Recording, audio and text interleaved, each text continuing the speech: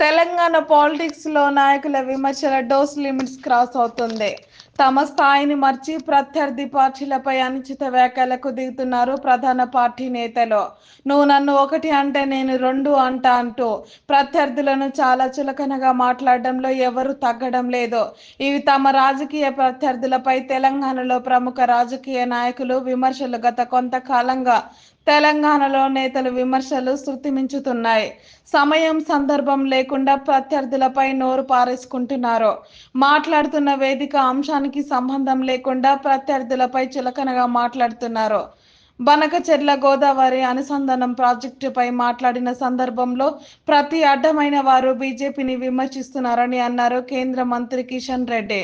BRS working president కేటీఆర్ది కూడా ఇదే తీరు. అవకాశం దొరికినప్పుడల్లా సీఎం రేవంత్ రెడ్డిని చులకనగా మాట్లాడుతున్న కేటీఆర్ ఫార్ములా ఈ రేస్ కేసులో ఏసీబీ విచారణ తర్వాత సీఎం రేవంత్ రెడ్డిని ఉద్దేశించి అనుచిత వ్యాఖ్యలు చేశారు. రైతు నేస్తం సభలో రైతు భరోసా నిధులు విడుదల సందర్భంగా కేటీఆర్ బీఆర్ఎస్ నేతలపై అదే స్థాయిలో తీవ్ర వ్యాఖ్యలు చేశారు సీఎం రేవంత్ రెడ్డి.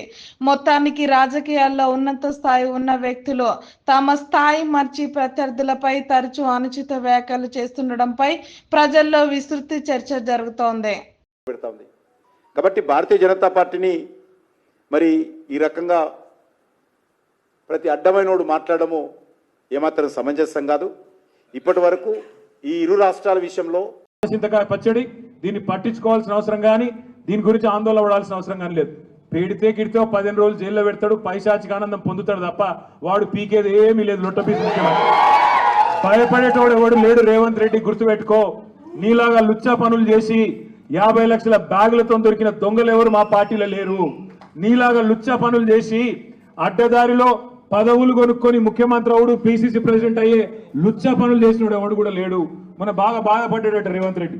నేను హౌలా అన్నా, బాధపడ్డాడట. నేను అడుగుతున్నా ఒక్కటి, తెలంగాణ ముఖ్యమంత్రి అయ్యుండి జై తెలంగాణ అనకపోతే నేనేమనాలి? మరి ఏం పేరుతో పిలవాలి? తెలంగాణ ముఖ్యమంత్రి అయ్యుండి తెలంగాణ రాష్ట్రాన్ని ప్రతిరోజు కించపరిస్తే నేనేమని పిలవాలి? తెలంగాణ ముఖ్యమంత్రి అయ్యుండి తెలంగాణ రాష్ట్రాన్ని దివాలా తీసిన రాష్ట్రం అంటే ఏమనాలి? తెలంగాణ ముఖ్యమంత్రి అయ్యుండి ఢిల్లీకి పోతే నాకు అపాయింట్మెంట్ ఇస్తలేరు, దొంగను చూసినట్టు చూస్తున్నట్టు నేనేమనాలి? తెలంగాణ ముఖ్యమంత్రి అయ్యుండి చెప్పులు ఎత్తుకపోతాడేమో అని భయపడుతున్నారు అంటే ఏమనాలి నిన్ను?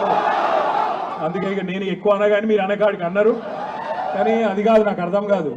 ఆడవాళ్ళు 9 గంటలు వాళ్ళు కూసబెట్టి మర్యాదలు చేసి వాళ్ళు పంపిస్తే మీరు 9 నిమిషాలని నాకు రక్తం వచ్చినట్టు చేసి మొత్తం కాటు బిస్కెట్ అక్కడ పిసుకుడేమో కానీ ఇక్కడ పిసుకుడు ఎక్కువైపోయింది. అందుకే వాళ్ళని పట్టించుకోవడం మానేసిన నేను. ఎందుకంటే రోడ్డు మీద మనం పోతుంటే అరుస్తూనే ఉంటాయి కొన్ని. అరిసినప్పుడు అరిసిన దానికల్లా వెనక్కి తిరిగి రాయితో కొట్టం కదా.